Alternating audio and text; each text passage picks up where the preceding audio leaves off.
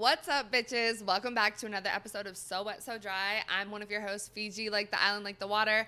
I started smoking cigarettes again, and I work in social media and marketing. And I'm your other host, Autumn, like the season. My hair hasn't been this long since high school, and it feels like a mermaid, and I work in entertainment. So this week, we are going to kind of be wrapping up April. We know that we're a little late. We missed you guys last week, okay? But life got in the way. If you're a loyal listener and you were like, where's So Wet, So Dry? We love you.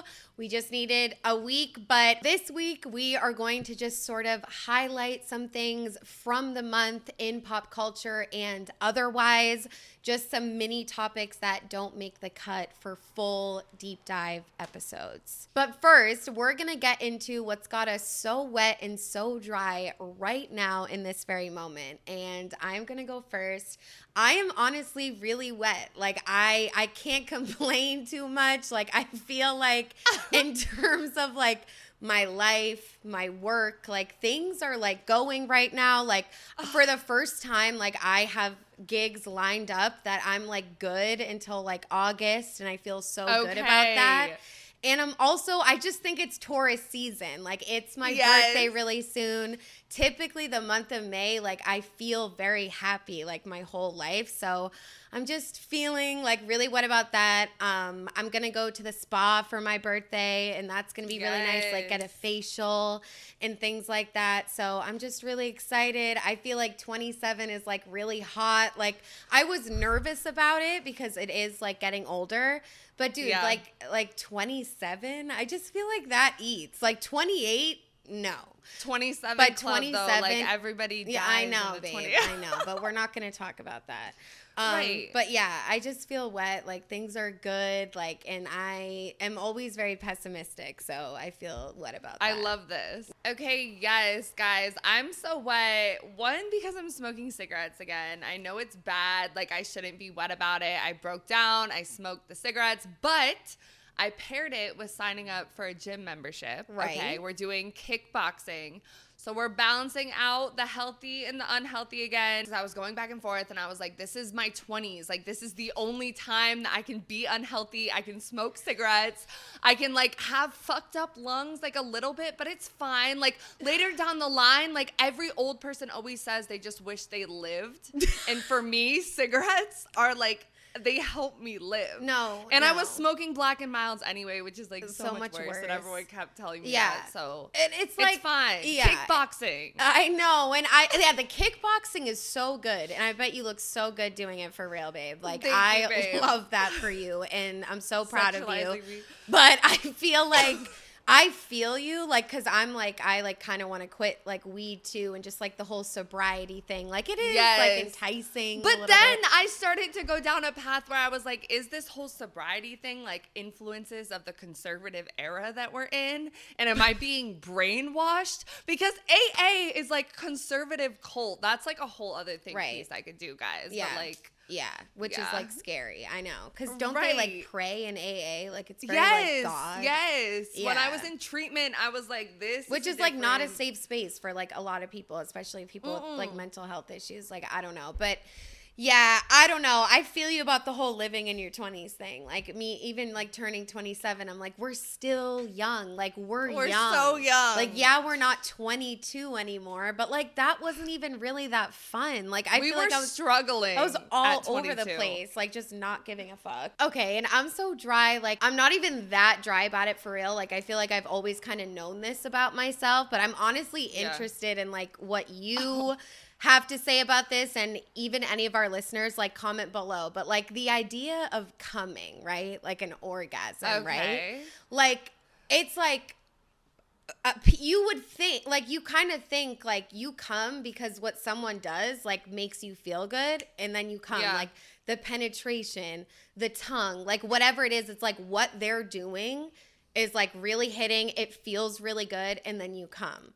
But for me, like, I feel like, yes, like what they're doing, like obviously matters. And like sometimes when I like get out of my head and just like relax and like just allow my body to like feel what they're doing to me, I'm like, oh my God, this feels so fucking good. But I feel like sometimes I'm like in my head and I feel like, I know that we have control over whether we come or not, but I feel like I have like 100% control. And then I think about like the orgasms I've had where like I wasn't ready to come yet and like it just happened. And that's like really triggering. And that's only happened to me in my life like maybe 1 or 2 times. Like usually like I'm steering the ship, which I know we should be, because coming is like so like mental, and it can be like you have to be in the right headspace. But like I don't know, like sometimes I wish like I didn't have to be like thinking and like stuff are happening, and it's just like I don't know, you know? Like, you wish it would just happen and you don't have to, like, focus on it so much? because and then I feel like I focus on it too hard.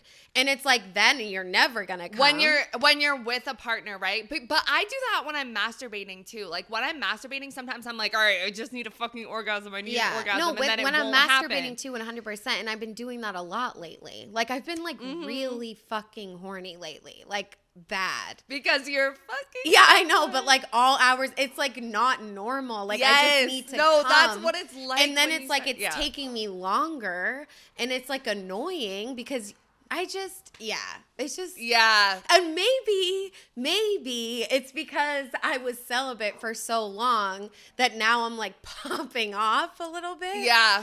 But I don't know. So it's just that's weird. dry, like coming is like weird, and like coming is hard. I feel like I'm so in my head emotional, so much. Like and you're not alone in that. So many people feel that way. I feel like it's just like a journey, right? And you like want to come. You think that's gonna like make them happy, but it's like no, they don't care if you do or not. No, like, because we say all the time like it's not about like we've learned heteronormative sex. Like guys, when they come, it's over. Like what any other type of sex, it's like no, like you can still enjoy it when you don't come. I still enjoy sex when I don't come all the time. Like you know? And then I like coming multiple times too. Like I like that's really cool. Like that's really hard for me, and like I've like done that recently. So anyways. Okay, yes. But so like it's just let me know if you guys have any thoughts about that, like the whole mental aspect of coming, and like especially like with a one night stand, it's like easier, but then with someone you have feelings for, it's like depending on like how you feel about that in that moment, like I'm like, oh my God. Yeah. You could be controlling it too much. Like, I think I'm controlling it too much. I think I'm like in my head. It's probably like that's why a spa day will be so good. Yeah, for you, like I you need probably to have like to relax. Release stuff from your body, right? And nothing bad has happened, but I'm just like But your past self, like your body holds on to things, you know. So like obviously it's hard to be vulnerable with like I know, new and people. Coming is like so vulnerable. It's vulnerable. So much easier when I'm alone. I don't think I could do it without crying after lately. Like bro, and then it's like, oh my God, like she's always crying. Like I feel like I'm old. But it's okay. I like that about myself. Like, I can let out my emotions. You're an emotional person. Like, right. Okay, thank you. Okay, for so dry, I feel like I'm so dry. I was thinking this today when I was walking to the gym. I don't have good podcasts to listen to right now. Because I listen to every single one. I've listened to, but I like got stuck on the ones that I follow. And if you guys listen on Spotify, then you probably know it is so difficult to find podcasts to listen to on Spotify. The algorithm, they don't recommend shit, whatever. So I have the ones that I like and that I listen to, and a couple I'll mention in this episode. But if you guys have any that you listen to, drop them below. Let me know. Yeah, honestly, me too. Like, but I'm so niche, so I feel like anything anyone would comment, I'm not gonna like it. But yeah. All right, guys. So the first thing that we're gonna talk about, speaking of podcasts, is Mel Robbins and the Let Them theory. Autumn, you've heard of the Let Them theory, right? Let them, yes. Let them. And the second half is Let Me, which we're not gonna talk about as much, but we are gonna talk about Let Them. So Mel Robbins is like a motivational speaker. She has different books like The High Five Habit, where you're supposed to high five yourself in the mirror. And then her latest book is The Let Them theory. She also has a podcast. She's been touring on a bunch of podcasts, and we're going to watch this clip of her talking about the Let Them theory. So I've been using this thing called the Let Them theory. I love this. I want you to try it. Here's how it works. The next time you feel left out, your friends all go out to brunch together and they don't invite you. Let them. Or maybe the person you're dating doesn't want a commitment. Let them. Or perhaps your spouse does not want to do the 5K with you. Let them. Your company is laying people off. Let them. You spend so much time and energy trying to control other people and getting emotionally worked up about things that are beyond your control. You can tap into peace and true control if you let them be themselves. And here's the other thing. If you let them, people will then reveal who they truly are. And when they reveal who they truly are to you, you now know what you can choose next that's right for you. So let them. And this whole thing goes hand in hand with something I struggle with. I believe you do as well. Is that we don't believe people when they tell or show us who they are. Because we're so fucking creative, bitch. Like, we are award-winning. We're like, creatives. What if? Just making people be people that they're not. And it's a good practice with every person that you meet. Let's not it, and it's kind of main character. Why is it all about you and your projections? It goes hand in hand with that. But yeah, I mean, I feel like this goes for breakups and stuff. I've always made myself feel better where it's just let them, bro. Just let them leave. If they want to leave, they're going to leave. They weren't meant for you. Just let them go. I just feel like we as a generation right now spend way too much time making up stories about who someone really is, or focusing so hard on other people's actions and choices when it's we don't have control over that. All we have control of is how we respond. And I don't know. I love the let them theory. I feel like it does bring me peace, and I don't know. I fuck with it. It is helpful. I feel like, especially if you're someone that struggles with control issues or worrying what other people are doing, checking social media too much, not focusing on yourself enough. The let them theory is it's short, it's sweet, it speaks to you. I think it also speaks a lot to parents. I listened to her podcast episode, the let them theory, on the Mel Robbins podcast, and she talks about how she came up with it, which is essentially it was her son's prom. And they were last minute planning. They wanted to go to this place called Avocado Pit. And she was all no, da da da da da. Trying to control the situation. And her daughter was Mom, if they want to go to Avocado Pit, just let them, chill. And I think, and she talked a lot in the episode about how this is something that's with parenting a lot. Parenting, breakup. She also talked about people who struggle with addiction. So kind of how you're talking about that whole idea of changing people, oh, you want to change them, you want to save them, you want to give them extra money, a place to stay, da-da-da-da, when that really just enables them. And sometimes you need to let them fall into their life choices. But that can also teeter on some conservative thinking, which we're going to talk about a little bit too. But essentially, there's also some controversy with the let them theory because supposedly she plagiarized it. Okay. Which, the phrase let them, people have probably used before. Right. But there is a woman named Cassie Phillips. She's a 32-year-old mother of two. And according to the New York Post, she had a Facebook post in 2019 that's this poem, and it starts with, just let them. If they want to choose something or someone over you, let them. If they want to go weeks without talking to you, let them. If they're okay with never seeing you, let them. Blah, blah, blah, blah, blah. And it continues on. Yeah. And Mel Robbins, it was really funny. I listened to this other podcast called If Books Could Kill, which I love. It's a very nerdy podcast that talks about self-help books. Okay. And how they're bad and stuff. Yeah, I don't fuck with self-help books. And this is a self-help book. And the thing about self-help books is they often not necessarily prey on vulnerable people, but they are most appealing to people who just got out of breakups, people who just got out of addiction. You'll try anything. Who just got divorced. Yeah, who just had a baby. Who aren't happy. And so, yeah, it can breed this cult-like mentality. But essentially, If Books Could Kill kind of criticized her and said she's not a licensed therapist. And also, she responded to the accusations of plagiarism with being oh, well, if people want to think that, let them. And they were she's actually a marketing genius because she just flipped her phrase back on them. Oh my but God. But the other controversial thing about it is I guess in the book, If Books Could Kill, the podcast talked about how she said let them in terms of politics, which isn't always the best situation. Like if they want to be like that, just let them. And that can kind of make you be like a little bit too sit back and not like be active and do everything. Or it's like people think I'm a bad person. Let them. It's like, no, like why are people thinking that about you? Yeah. Right. And same with the addiction to an extent and like helping people and like people changing and all of that, because it's like the whole idea of community and like helping other people out, building community. That's their like whole thing. The whole, like pull people or pull yourself up by your bootstraps. Like that kind of mentality. Yeah. She seems to have a little bit. So it's, the If Books Could Kill podcast was pretty much like, this is a good theory that could have been like a chapter, but like she obviously had to stretch it to apply to politics and all this other stuff in order to make it a book. Right. It's not necessarily applicable to all situations. Like, and it shouldn't be, because it's giving like too passive and like you don't care and like not proactive in your life, which is also something I am not. And like I feel like you can get a little clouded by the like, oh, let them let and then like, just let everybody do everything. Right. But she does have a second part of the book that's like let me, so let them do this and let me do this. Like for example, like if your situationship doesn't want to be with you or like whatever, you like make yourself a chai latte and you focus on yourself and you go to a kickboxing class.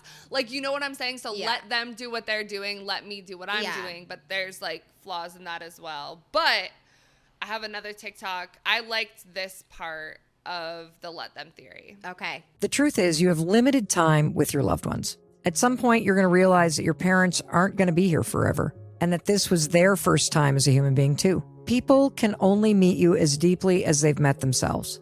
And most people, particularly the people in your family and my family, have not gone to therapy. They haven't looked at their issues. And frankly, they don't want to. Let them. Let your parents be less than what you deserve. Let your family life be something that isn't a fairy tale. They're just doing the best they can with the resources and life experiences they have. But now you get to choose what happens moving forward. The fact is, most human beings have never done the work to understand themselves or heal their past or manage their own emotions. And if they haven't done that for themselves, they are incapable of doing that for you and showing up in a way that you deserve. Let them. When you recognize that you have a choice in your life and you let your family be who they are and you realize your dad's not changing, your mom's not changing, your siblings aren't changing. The only person you can change is you. When you say let them, you see your family exactly as they are, perhaps for the very first time. They're human, and you have no control over what's happened in your family. You have no control over who they are. You can only control what you do from this point forward. When you learn how to let adults be adults and accept people as they are, and then you decide how to make the best of it, I promise you, your family dynamics are going to get better. That's how powerful you are. So obviously she's talking about difficult family dynamics, which is like, again, the vulnerable people situation going on. But it can apply to like friends, coworkers, boyfriends, girlfriends, significant others, all of that as well. And I like the whole idea of like, you know, people are human. This is their first time on earth too. Just like you, most people. Maybe. I'm sorry. Maybe this is their first time on earth. So like they don't know. They haven't solved their past shit. They haven't like worked through their trauma, their experiences. And like you said, like I definitely have a history of being with people where it's like, oh no, like I want to like let them be fucked up, but then like continue to be with them at the same time. And like then go it's like down, shrink yourself to meet them when you deserve someone that's up where you are. Yeah, I mean, I like that too. And like, it's like the whole part about like, you have no control, like over like who your family is. And like, honestly, with my dad, like, I feel like with age, it's like, and I remember the first time I like saw my parents as human and I was like, holy fuck. Yes. Like, you guys aren't like actual like superheroes. Gods, like perfect angels. in every single way. I was like, oh shit. Like you're flawed? Like it's a sad moment in time, but it's like, yeah, like I like with my dad, I'm just like it is like he's not changing, and like all my energy and all we get so worked up about like wishing someone would change or like treat us the way that we want them to treat us, but it's like it's just a waste of space, and it like ruins our peace, and it's like so that's why I do like let them be how they are. But now I just feel like you just can't lose like the proactive piece too. It's like let them be how you are, but like you need to go find like chosen family or like people that like do treat you the way you want to be treated, and not just speak up. Yeah, too, because I feel like that's something with my therapist that I've had to, because like I feel like as much as I can be a control freak about certain things, like I have adopted the let them theory like in my life to a point where it's like I just let everyone around me do what they're doing. And then don't like speak up about what I want, or like let it be known that I think something differently. Dude, like, you know, like have you ever been in an Uber? Like, this is a bad example, but like been in an Uber where like the Uber driver is saying something like fucked up, and you're just like, oh yeah, like going along with the conversation because you don't know what else to do in that situation. You're in a car with a stranger. Right, but you have relationships with people in your life, like I do, like family members, friends, like whatever, where I'm like, I don't feel like I'm showing up as my full self. I'm letting them be them, and then just like mirroring it back to them. Dude, that's not okay. It literally, and it is like a form of like self-protection. Like we're literally being chameleons and trying to like meet that person where they are. But I know, like, I'll see my dad and then go home to my mom and be like, I laughed at this joke and it wasn't funny. Like, and then you feel guilty. I feel guilty, and I feel like, well, he doesn't know me, and I get mad about that. But I'm like, you have never showed him like who you are, though, because you like just try to like, it's like a people pleasing thing too. Yeah. And it's like at the end of the day, it's not good for us. Like it doesn't feel good to like not like walk in your truth, especially to someone like a parent or like someone in your immediate family where you're like supposed to quote unquote be able to do that. But yeah, dude. So I don't know, like maybe let them theory like kind of silences us in a way. Like I feel like if you're just like letting them and like that's it, wrapping it up, it's like, no, you should in certain situations like maybe try to push back a little bit. Like you don't have to just let them and then just be super nice to them if they're an asshole, like, you know? So, yeah, that's a good point. But I feel like I silence myself all the time that I didn't even think of that. I'm like, oh, yeah, like we should say something. And that's the thing. Like these self-help things are like so cute. They're so perfect. They so perfectly apply. Like when I was listening to her podcast, I was like, yes. Like I used to listen to On Purpose with Jay Shetty all the time. Oh, like yeah, he's a big self-help guru. I remember and then I realized like that was like a little culty, like a little bit. Like you have to think critically about it because otherwise I think you get too in this like passiveness. Yes. And you need to be able to speak your truth. And a lot of the self-help, it's either one way or it's the other because they're solving like one unique problem. And being passive right now is like the biggest detriment that you could do to yourself. Like in general, but especially right now. And I do feel like we are in a very passive, like the political. Yes. What is it again? You're going to the political climate? No, like political apathy. Yes. Yes, you did that episode. I know. I just wanted to make sure, like, apathetic, like anyways. Yes, anyways, apathy. Okay. But yeah, so, but I definitely didn't think critically about the let them theory, and I was just like, yeah, it's great, and I feel like that's how, like, a lot of trends are right now, but I remember the self-help books, like, in Urban Outfitters, like, they were so cute, and it's, like, how to be happy, bro, but yeah, I had a self-help, like, era. Like people have gifted me those books before, and I'm like, no, I read, like, The Subtle Art of Not Giving a Fuck. Yeah. The Habits one, I read, the like Atomic Habits. I had a whole era of self-help. Because it's like, yeah, like you're I needed help. Like fuck. Like, no, literally. Like, we can't be for real. There's always, but with marketing and capitalism, like, you can't trust anything. It's never a fix-all for everything. Like, there are nuances. Yeah, it has to be like 15% of your self-care, maybe. Yes. Okay, so next we're going to talk about Pop the Balloon content turned to Netflix. And I'll be so for real. I did not watch the whole thing. I like couldn't bear it. No, but the end? Dude, Did you watch The Last Guy? No. Okay, can I just say, just to fill you in before you watch it? Because it was live. Right. The Last Guy was like nervous, like so nervous that he was like about to cry. Like his voice was shaking while they were like saying, and it was like the most secondhand embarrassment, but at the same time, I would be the same way. But I feel like they if I was, loved that he was like that. Like that yeah, show like, was so cringe baby. It was so awful. Yeah. But he was like literally about to cry. I felt so bad for him. Dude, yeah. And it's like spoiler, like nobody found love. You know what I mean? And like the amount of like offensive comments was like literally insane. Yeah. And I know that like, and if you guys don't know, like we did an episode on humiliation content, OnlyFans creators, and this Pop the Balloon YouTube series that were everywhere. Yeah, watch that episode. It's such a good one. Yeah, watch that episode. I've watched a lot of like OG Pop the Balloon, okay? But the Netflix one, like, holy shit. Like, it is just like giving, like, they clearly were like trying to do something and it just didn't work. But basically, Pop the Balloon was like created by this woman named Arlette Amuli and her husband Bolia Matandu, okay? And they're the executive producers on the show. And a lot of people, of Netflix. Yeah, and a lot of people were like, oh my God, like they just took it away from them. And it's like, no. Like they are the executive producers on the show. However, how much control do they really have? Right. We don't know. And we're going to get into that a little bit more. But also worth noting, the host is Yvonne Orji, which is our girl Molly from Insecure.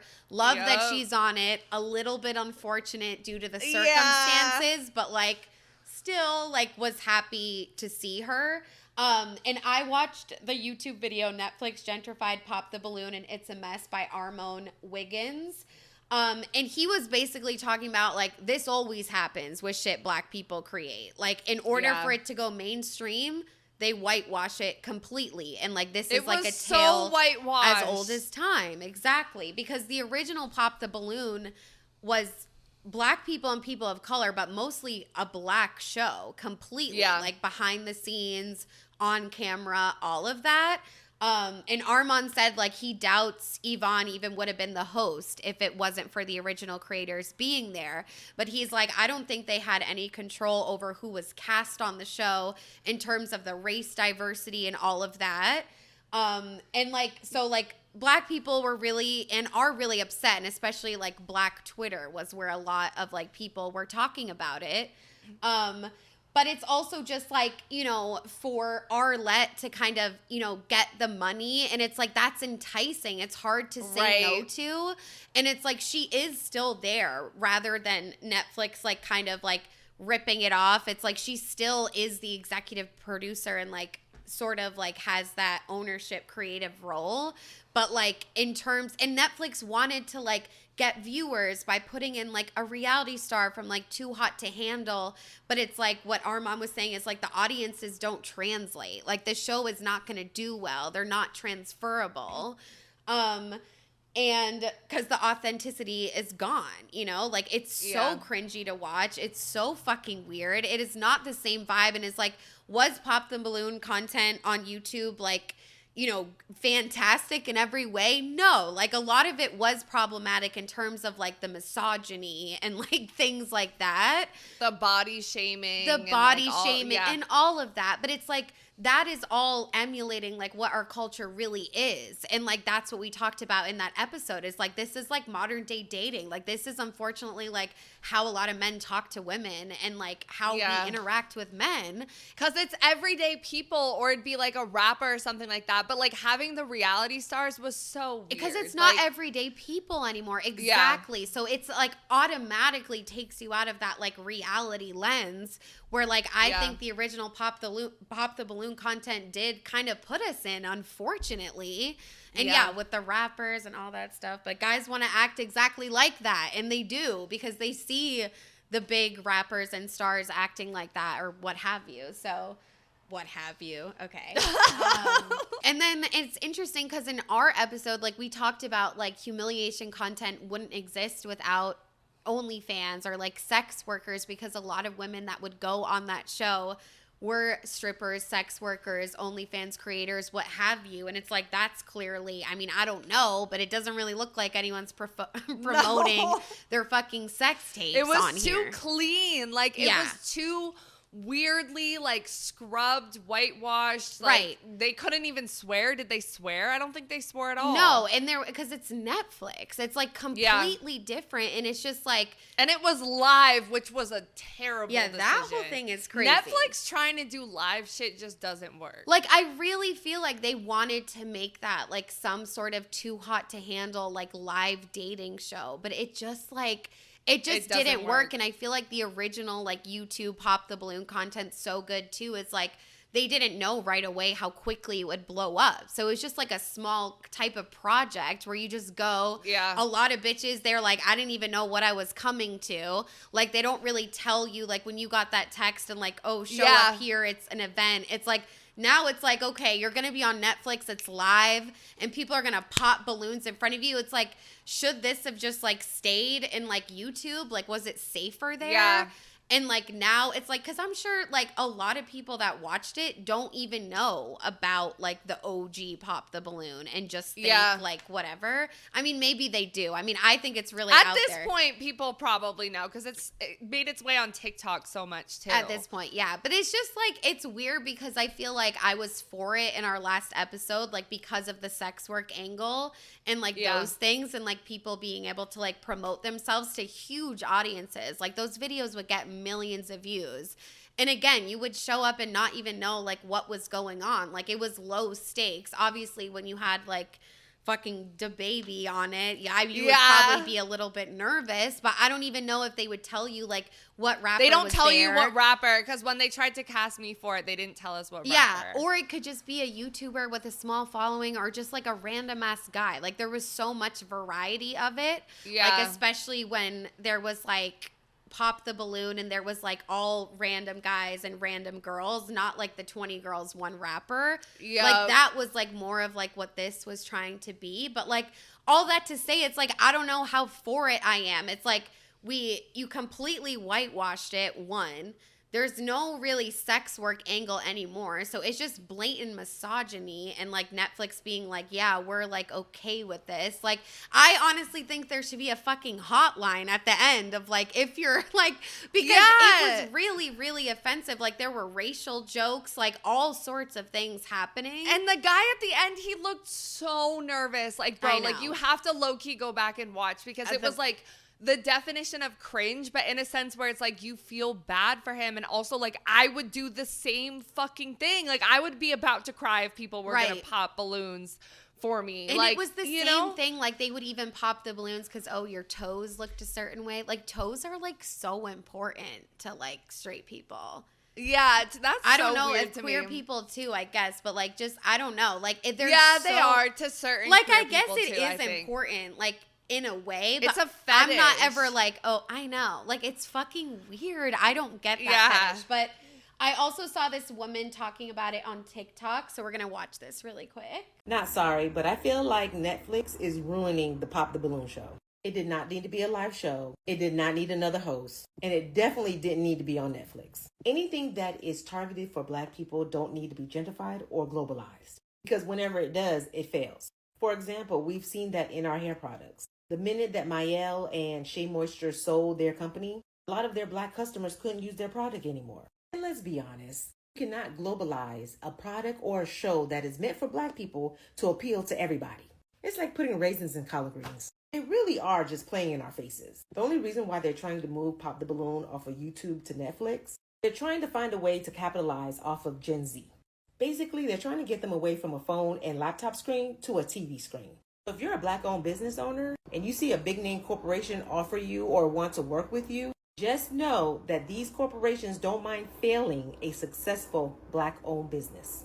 And history continues to show us that they need us more than we need them. Yeah, that last part she said is such facts. Like, they need the Black community more than the Black community needs them. And, like, It works on YouTube. Like, it works on TikTok. It works on those platforms. It works for those audiences, those smaller creators. Right. Bringing in, like, the Netflix giant and their reality stars who were regular people before, whatever. But at this point, they're such big influencers. It's just, like, it kills it. And it kills it. I don't think Arlette is to blame, and, like, her husband as well. Right. Like, I think it's so hard, especially, like, we talk about it all the time. Like, when you see that money in front of you or, like, whatever. Oh, my God. Like, it's so hard. I think it's, like, what we can take away from this is, like, the trend of, like, what this is happening and not, like, blame certain people. Like, not even Netflix, but it's just, like, it's right in front of us. Like, this always happens.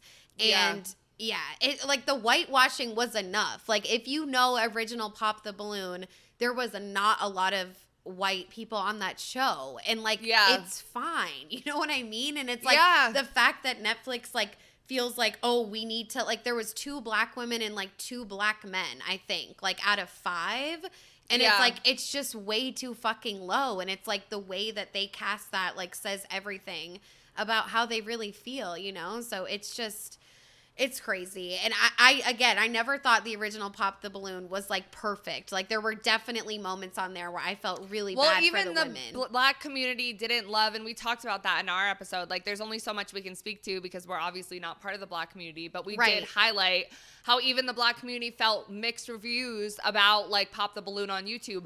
But still, it was within the community. When you take it to a corporation like Netflix, which I'm pretty sure is white owned or at least whitewashed, that completely changes it. Right. I mean, look at the shows they put out. And the whole thing she said about Gen Z too was, like, really interesting. As in they're like wanting, like, Netflix is, like, appealing to them the most, or, like, what did you think about that? Yeah, I think that was facts because honestly, you know, Colin and Samir, that other podcast that I listen to, they talk about the creator economy and like, and they're always talking about, like, what, like, does well on YouTube and how to get it on a bigger streaming site in Hollywood and everything, like Netflix, because that's the supposed, like, idea of making it.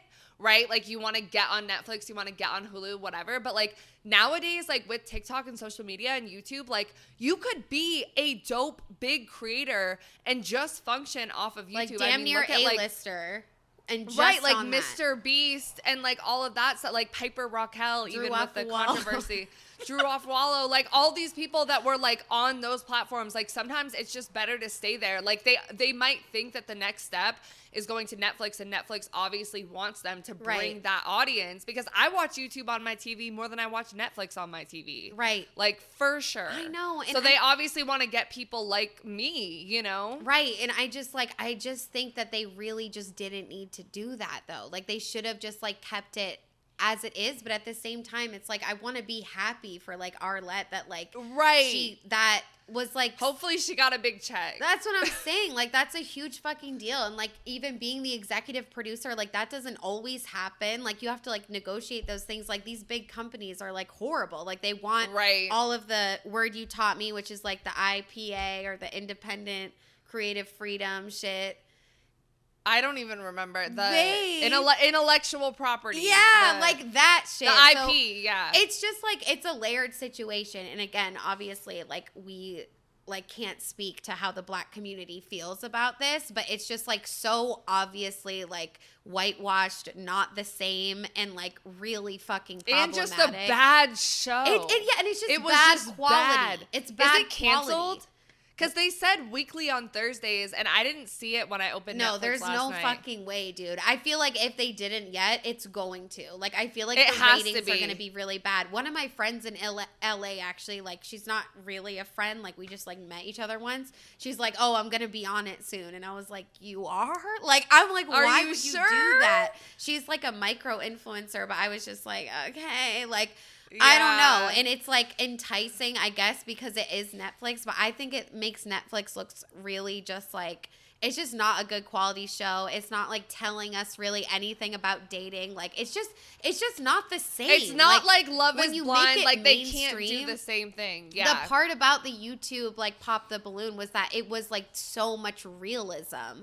Like that's why it was like more okay that it was like because it said something because about, it reminds you of like the guys that you meet outside the bar that try to hit on you. Like that's what they say. This was not reminding me of that. That was not like that at all. I know. Yeah. And there's layers to it. Like not all of the Pop the Balloon content on YouTube was bad. Like some of it really was okay. Like the more viral ones would be like a lot of misogyny and things like that. But yeah, it just should have never gone to Netflix. Like congrats to Arlette. Honestly, that's the only win in the situation because it's just embarrassing, the whole thing. Okay, so next we're going to talk about Lorde and her new song, What Was That? She staged a show in Washington Square Park in New York a few weeks ago. I'm not really sure the timeline now, but essentially she sent out an email and text blast to fans and urged them to meet me in the park tonight, 7 p.m. And she did not specify which park. She didn't have to. So I'm reading from this article from the New York Times. And it says that by 6 p.m., hundreds of young people had descended on the park in Greenwich Village, creating a festive atmosphere with Lorde songs blasting, some people smoking marijuana, and several climbing trees for a better view of the concert that did not happen. And I'm going to show some videos of like what was transpiring at this event while they're all waiting for her to come. And some people were like, look at us all unemployed, right? Because like most people, you know, you have your little 9 to 5 or you work at a restaurant and like you don't have like days like this where you could just go to Washington Square Park and like look for Lorde. Bro. And some people were saying like, oh, this was actually really awkward because like we're all socially fucking awkward and like standing in a park with a bunch of people. Like, I don't know. The thought of doing that not drunk to me is a little bit like what are we doing? Bro, the thought of me doing anything not drunk is scary. And I want us to talk about that idea a little bit great after. Fantastic. But essentially someone interviewed at the park said, we were just saying this feels like the start of the summer, so if she didn't come out it would feel like the summer isn't starting yet. Oh my god, it's like Groundhog's Day. Yes, exactly. And it's perfect for her to be the next summer, right? Because she did the whole thing with Charlie XCX, Brat. They had the billboard. This is like the new trend in marketing. Summer. Yeah. It's a Lorde summer. But essentially, just before 7 p.m., she posted an Instagram story saying that the planned show would not proceed. Oh, shit. And she wrote, OMG, at the park, cops are shutting us down. I'm truly amazed by how many of you showed up, but they're telling me you got to disperse. I'm sorry. And then a spokeswoman for the Parks and Recreation Department confirmed that the city had blocked the show from proceeding because it lacked permits. The department, in collaboration with the NYPD and Mayor's Office of Citywide Special Events, worked with the organizers to safely cancel the unpermitted event. So essentially, a permit is like required to do these sorts of events. And you know who Kai Cenat is, right? Yes. The streamer? Yes. He had gotten in trouble recently for an unsanctioned event in Union Square Park in August of 2023. But shouldn't Lorde's managers like have permits? Like what? Well, this is what I'm saying, right? And he was charged with inciting a riot, which is like also like you got to think about the layers of like race going on. Why wasn't Lorde charged with inciting a riot? Because later it was dispersed. She did eventually show up. She played one song and then she left, but the people still stayed there hoping to see her. But I was just thinking about this and it's like, why the fuck can we not, as like young people, have a concert in the park?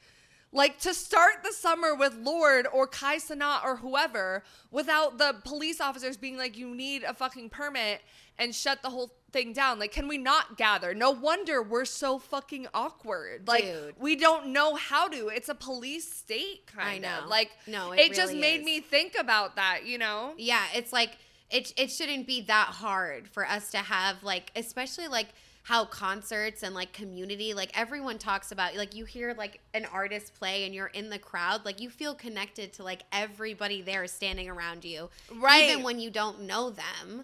And it's like, yeah, out of all the things they could be shutting down right now, like they're gonna shut down like an innocent, but that's just how it fucking goes every single time. But it's like, yeah, in a state of the world we're in where like community feels like it's completely died, that's a very ironic situation to have happened. And that's why marketing events like this one that Lorde did work so well, because they get people out of their homes, out to go see something exciting. And it's special, and it's like a surprise. You didn't know it was coming. It's not like you bought tickets a year in advance. Like, it's free. You get to meet new people. And then after the event, they all went through the streets. Yeah, they just showed up at the park. Right. Like, it was just like they just showed up. And then they all went through the streets, like, singing Lorde songs, and they were talking about the nostalgia of, like, the Lorde era, like, 2016, 2012, whenever she dropped her album. I really only know, like, fucking Royals. Like, that's, like, the only song. But I loved that song. You know others. I promise know, I do. You know others. You just don't know the names, but there's other songs that you know. But Lorde also let us know that her new album is called Virgin, and we're going to watch this TikTok where someone talks about it a little bit. Oh, my God. Okay. Lorde's brand new album, Virgin, is coming June 27th, and this is our first look at the album cover. Based on an interview she did with BBC where she described this as the ultimate nude, I'm going to assume that this is an x-ray of her pelvis. But it looks like she's wearing jeans because there's a zipper, a belt buckle, and if you look closely to the right of the zipper, there's an IUD. The IUD is really interesting because the album title is called Virgin, so I'm wondering if there's a deeper meaning here. She also sent out this email to her fans, which you can pause to read.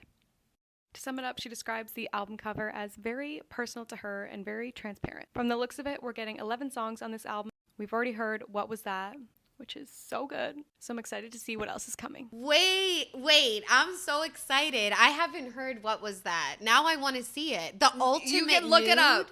That's you so can look it up cool. on YouTube and see her do it. Like, the music video is very low budget. It's of the, like, little concert in Washington Square Park. And that was, like, the hype. Like, she's very much following in Charli XCX's footsteps with the whole, like, brat billboard and creating buzz and all Which of that. Which is so crazy because of the whole girl so confusing. And it's like they're really leaning into, like, those, like, parallels that they do have. Like, I don't know why they do kind of give the same vibe in a way, but I feel like I've gotten to know, like, Charli XCX more with this whole Brat Summer, and I'm like, no, like, they are different. They're so different. Yeah, like, but their it's like, music sounds are very different, but they're both very cool girl. Like, right, like, very mysterious, cool, yeah. Mysterious, cool music, like, all that stuff. But I'm going to read the part where she said pause to read. Okay. This is what Lorde says about the album. The color of the album is clear, like bathwater, windows, ice, spit. Full transparency. The language is plain and unsentimental. The sounds are the same wherever possible. I was trying to see myself all the way through. I was trying to make a document that reflected my femininity, raw, primal, innocent, elegant, open-hearted, spiritual mask. I'm proud and scared of this album. There's nowhere to hide. I believe that putting the deepest parts of ourselves to music is what sets us free.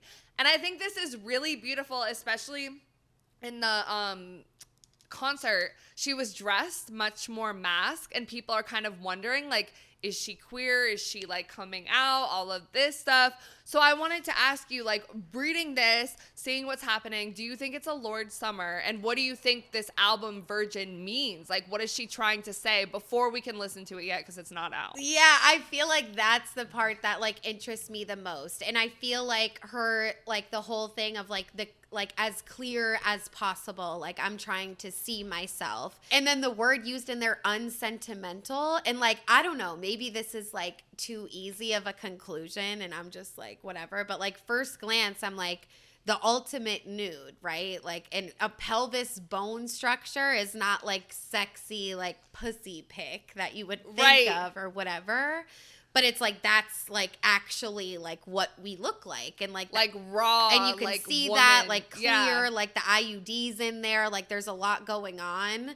And, like, the unsentimental is about how, like, losing your virginity, like, really, like, doesn't matter that much. And, like, this is, like our bodies are just doing this. And we, like, all have the same bones. Like, right. with pelvic the pelvic structure. Yeah. Yeah. And so I don't know, like, because I feel like, especially, like, in this whole, like, Puritan conservative era that we're in, recession, like, all of these things, it's like, I feel like this would be a perfect moment to, like, make something, like, intersectional, like feministy. Like that is what I'm getting from it. Yeah, I don't same. know Lorde's like values and like all of Me those neither. things, but I just feel like she gets it. Like I just feel like she would, like based on the music I do know, and I have seen her like in some interviews. So like, but I don't know. Like, and also I'm just like, she's like very much an artist. You know what I mean? Like, Oh yeah, she and has synesthesia supposedly, where she can see colors with music. Oh, wow. Yeah. That's really cool. That's really Yeah. cool. But I mean, I feel like in terms of, is it going to be a Lorde Summer? Like, I hope it is, because I feel like Charlie XCX and Brat Summer like gave us that like confidence and like feeling yourself, Messiness, and, like messiness being a and embracing girl. that and like the hard parts about you. But this seems like, at least to me, like to make an album title like Virgin and have the ultimate nude as the background, your pelvis structure, like it does feel political. How could it not be? Yes. And the IUD, With the is IUD. right there. Like Yes. it's definitely a big statement. Like I feel like there's no way it couldn't be political to do that right now. But also, as we know, like what's that saying? Like the political is personal, or the personal is political, because The personal is political. we're not- and even yeah. the gathering in Washington Park and the like them trying to shut it down feels very political as well. Right, exactly. Because it's like So- we cannot separate like our personal feelings from politics, like especially right now. So it's like, Yeah. yes, while this might be political, it's also like about how she feels and like wanting to see yourself and like other people too. But yeah, I think like the like the desexualization of like women by like saying like your pelvis bone is an ultimate nude is like really cool, and like something that I would definitely like write an essay on in college. Yes, yes. Who knows? There could be an episode coming out of this. Like, Dude, in the future when the I'm album down. comes out. Yeah. Like, especially like once the album comes out and all of that, because I feel like although like what Brat gave us, like we do need a little bit of this too, which like is a little bit more like intellectual, deep, personal, like all of those Yes. things, like as Raw. women, femme people, like not just women and just fucking people in general, like.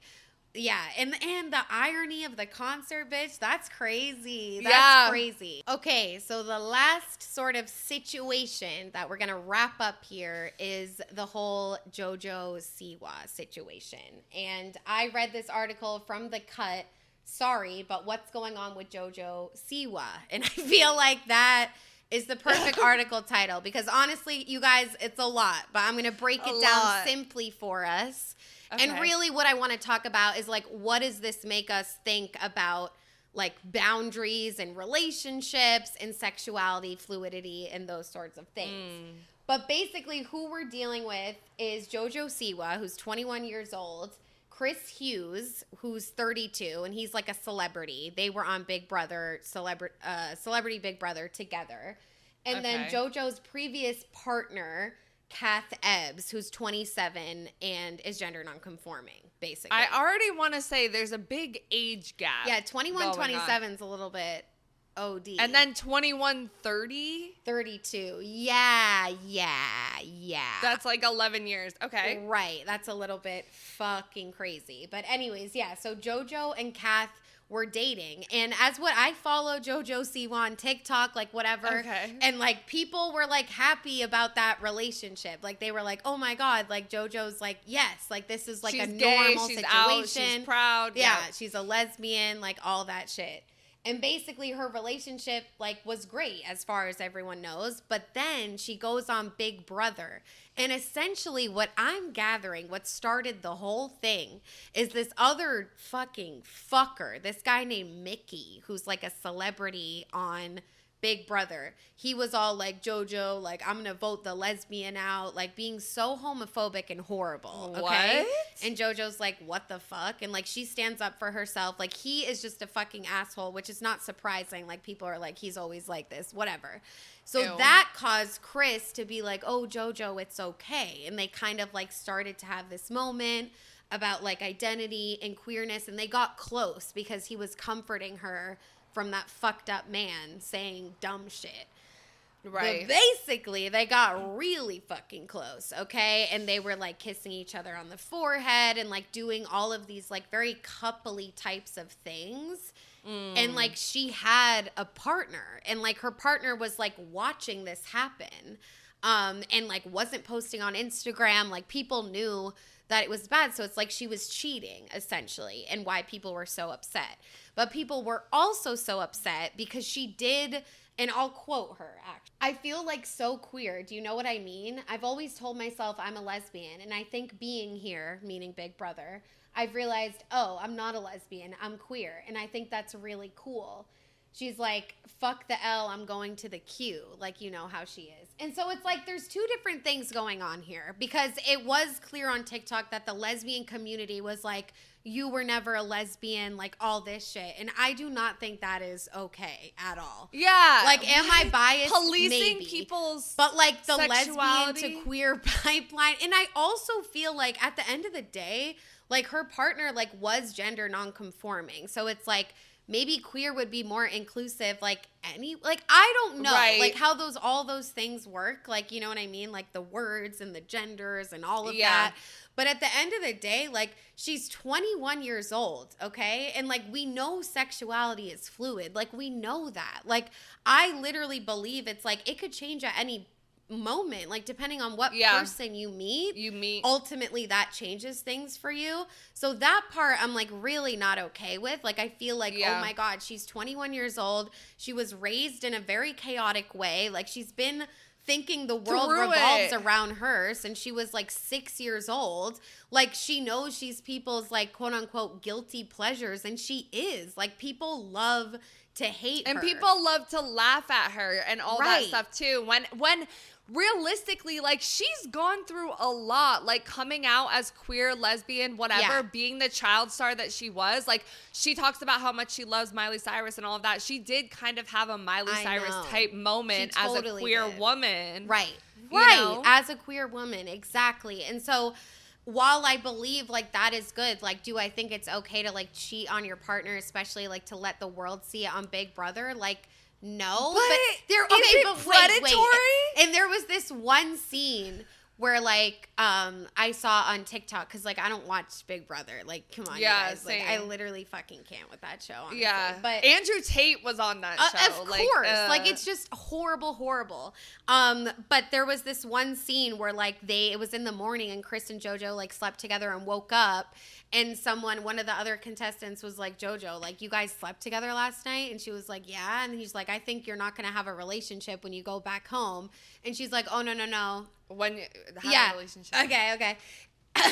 And he was like, I don't think you're going to have a relationship when you go back home. And she was like, oh, no. Like, they don't care. And so a lot of people were like, oh, they are just friends. Like, maybe they're, like, bonding over, like, their queer identities and, like, the kissing on the forehead, the sleeping in the same bed. Like, it's pushing it, but, like, we don't know their, like, dynamic. They could be, like, semi-open. That could be okay. Yeah, but they're not, though, because according to Kath Ebbs, like, they posted, I don't entirely know what their pronouns are, so I feel like we should just say they, but they posted, like, oh, JoJo broke up with me, like, right after the Big Brother rap party. Like, I was so shocked and sad. Like, they seem very shook by this, which, like, I'm never going to support that. Like, I'm not. Like, that is, like, if that wasn't okay to do in your relationship, then you shouldn't be, like, dating anyone. Like, you shouldn't have done that. And I do feel like being on TV, like, does make it kind of worse, dude. Like, I feel because like it's public. Yeah, and it's, like, I don't know. Like, I feel like boundaries like are just like such an important thing. And it's like, even if you're dating someone and you think like, oh, they're never gonna cheat on me, it's like maybe you should tell them that like, oh, like I don't want you to like flirt with the barista real quick, like that's not okay with me. Or like you can flirt with the barista real quick, like whatever, like what is the boundaries? And like you should be cool like either way, you know? Like that was just a stupid example, but like what really is cheating? Because I think it's different for everyone. Like if you have like an intimate moment with a friend that's completely platonic, but you're like holding them and like really cuddling, or like I don't know, like or some like people sleeping together in the same bed, like me and you sleep together in the same bed, like we're both queer. Does like one of our partners have a problem with that? That would like, be insane. I would tell them, I'm sorry, but we're going to sleep together. Right, but maybe they have that sort of relationship. But I keep going back to the fact that like the 8, like I get they're in the same playing field. Like they're on this show together. It's different. Like Jojo Siwa is probably like immature and more mature in a lot of ways because of everything that she's gone through, like running businesses and like all of this stuff. Like she's clearly dating a 27-year-old. Yeah. But like, does it not feel a little bit like predatory? It does feel a little bit predatory. It definitely does. And like, honestly, just reading that, I didn't realize she was only 21. I thought she was at least like 23. 24, yeah. Something, right? Because it's like she does kind of like, I know people might laugh when I say this, but like, I do think she does have some maturity. Like at the end of the day, she is a businesswoman. Like she's done really great things for herself. Yeah. Like, love her or hate her, like I do think she's a little bit smart and like knows what she's doing. I think you have to has a voice to be in that position. Yeah, and she uses it. She uses it real motherfucking loud. But I know. Yeah. And I just feel like this is just reminding me of like our biphobia quote unquote episode. Like people get so mad when you say you're a lesbian and then you're not anymore. But are they really getting mad? Are we projecting? Are all the lesbians mad about it? Just projecting about themselves? I feel like people realistically, if you believe that like you shouldn't have to have a big coming out moment, that like queerness, being gay, whatever should be at the same level as being heterosexual, I don't understand how you can be angry at this, because it's like, shouldn't this just be part of her growing up? Like in a non-heteronormative society where you have to be like heterosexual first and then come out, like wouldn't it be normal to be like lesbian and then like queer and then like you're finding yourself? I think it's like we're so conditioned to be polarized and we live in a scarcity mindset. And I feel like maybe lesbians feel like, you know, because we are progressing like socially somewhat in terms of like gender and sexuality. Obviously in like law and politics we're going completely backwards. There's only 2 genders apparently, but we have had some like moments before like all of that happened, and like we have progressed in a way.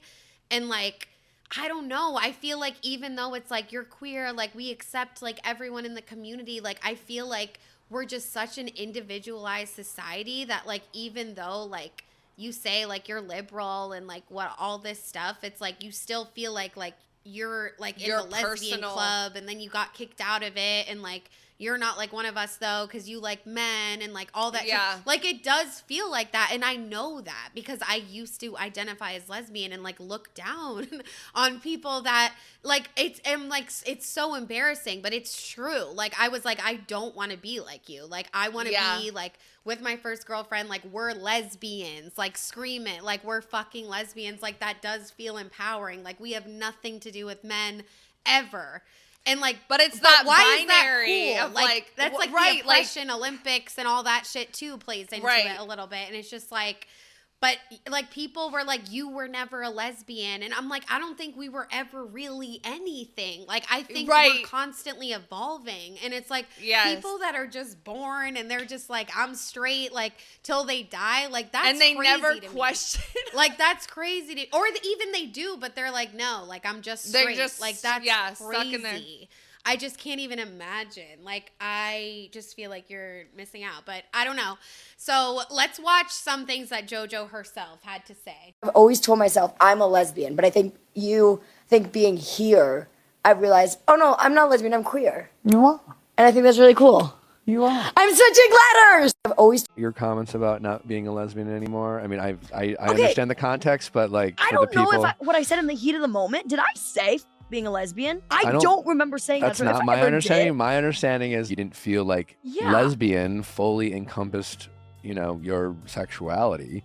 And then it honestly seemed more based off the premise that at the time you were dating a non-binary person. So that kind of makes sense to say I'm queer, which is more inclusive. I also was around somebody who's super queer. And I was looking at Danny. And Danny and I had loads of conversations about, you know, being queer and gender identity. And it was beautiful. And I come out of the house to see that. And I see the lesbian community coming at me saying, like, how dare you, whatever. First of all, let's clarify a couple of different things here. Sexuality is fluid. gender identity are fluid. You can be one thing today and one thing tomorrow. People saying to me that I have never been a lesbian is crazy. I fell in love with a female at age 17. I have a very special place for her. Obviously, our relationship did not work out, but even right now, going through all this, she reached out to me today. So to say that I was never a lesbian is people are searching for something. Yeah. But also, why is it not okay to say that I feel more queer now when the whole thing in the LGBTQIA community is like sexuality is fluid? Like, God, when I came out as pansexual. Then I came out as lesbian. Then I was like, maybe I am pansexual. But then maybe I was like, nah, maybe I am a lesbian. Then I was like, maybe I'm bisexual. Then I was like, you know what? I think I'm just gay. Don't know what that means.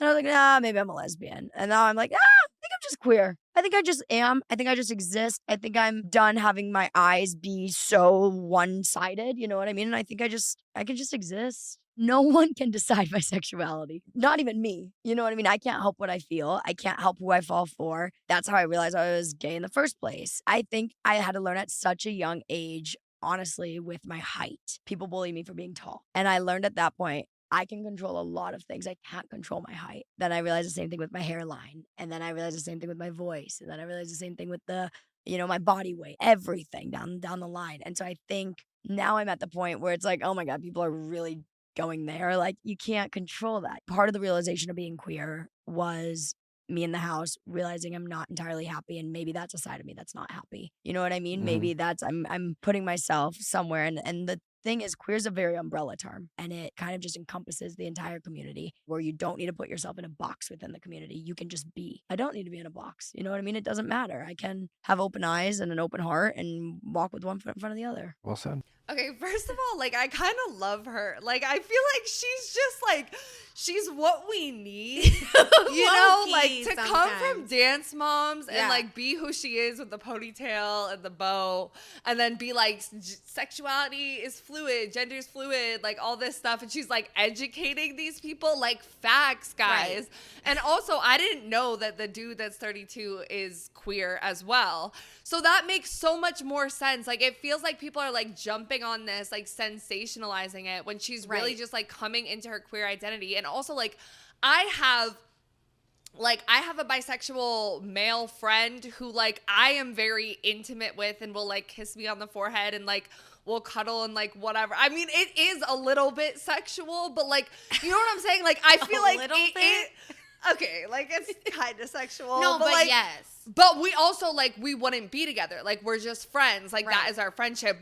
If I got into a relationship and if I had a partner, like, would they be okay with that? Like, you've had friendships with women where you're like that, you know? So it's like, is it cheating for her to do? Like, that's up to her and her partner.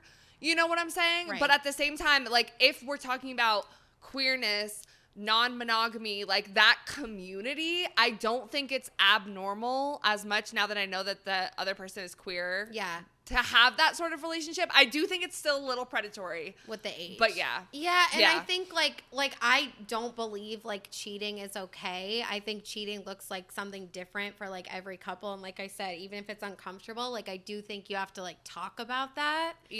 I think, like, I don't think cheating's okay, but I do have grace for, like, because I just, like, believe that, like, you could be, like, literally so in love with someone, but, like, unfortunately, like, meet someone and, like, you, like, develop feelings for them, you know? Like, I do think it does happen, and it's hard, and, like, it's happened to me. Like, I've been left for people, like, a lot of times, and, like, it sucks, but, like, I just have grace that I'm like, we can't control as humans, like, that type of shit happens. Like, should she have, like, waited and not done it on television? Yes.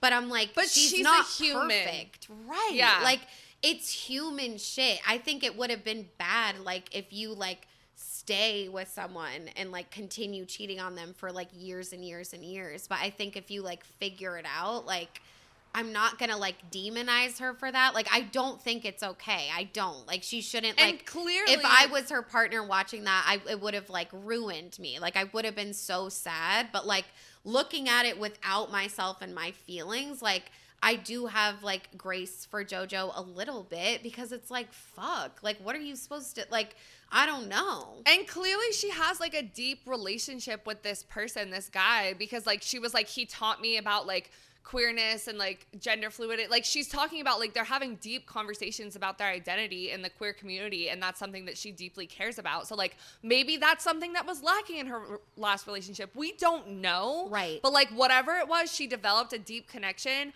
with this person that may have like come in between her other relationship, and that shit happens. We're human. Like, for example, justice for like JoJo. If this was happening or whatever, and like you were dating JoJo and like we were watching JoJo do that, like I would literally go out in the streets, put gasoline everywhere, and light the place on fucking fire. Like that is not okay.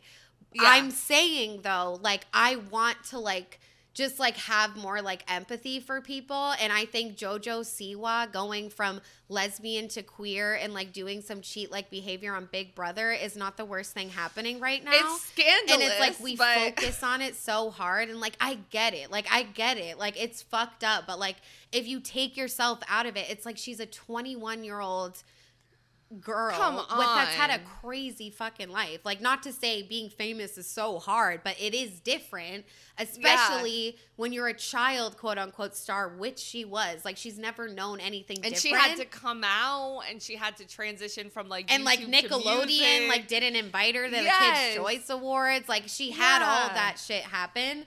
But yeah, she said to Chris on Big Brother, Christopher, the love that I've gained for you in this building is insane. You're one of a kind gentleman, someone who is so easy to love, so easy to laugh with. I really, really believe you are a vital part of my life that I didn't know I was missing. And like, that doesn't sound platonic to me, but it could be. Like, I would love to have. I mean, we say that type of stuff to each other. Yeah, and we mean it. And we like, do, babe. I mean it so much. You don't even know. Like, it would scare you how much I mean it. So yeah, like, it's a beautiful thing. And I think the same shit with fucking Ariana and Cynthia. And everyone was like, they're dating. And it's like, can we not have a deep platonic friendship relationship between the like different genders, same genders, whatever? Like, we need more of that so fucking bad. Like, a lot of us like don't have true friends. You might have a lot of friends, but like friends that you feel like you can tell anything to, they're not going to judge you,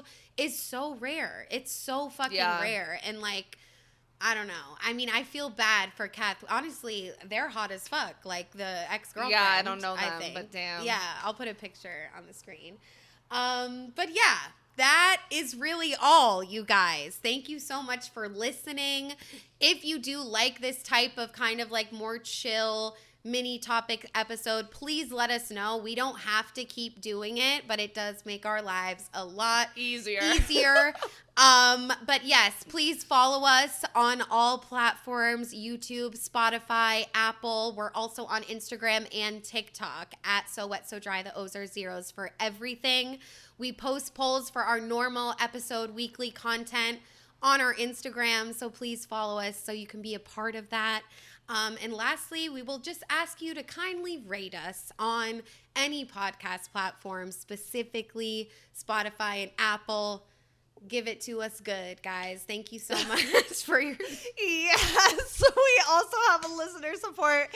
It's $9.99, $4.99, or 99 cents a month. It is in the bottom of the description of every single episode, no matter what platform you guys are listening on. Patreon coming soon, we think. Ooh, ooh, ooh. And we love you guys so much. We will catch you in the next episode. Bye. I'm playing a sex worker in this film, and so it was really important to me that I do as much research as I possibly can into what that line of work is like, and talk to real women who have similar lived experience to her so that I can portray Annie in a very realistic, honest way. I didn't want it to be sensationalized. I didn't want it to be too dramatized or dark. I wanted it to be honest. You know, it's her experience, what it's like being a sex worker. And so to me, I tried to represent that in the most honest way I possibly could, which was really important to me.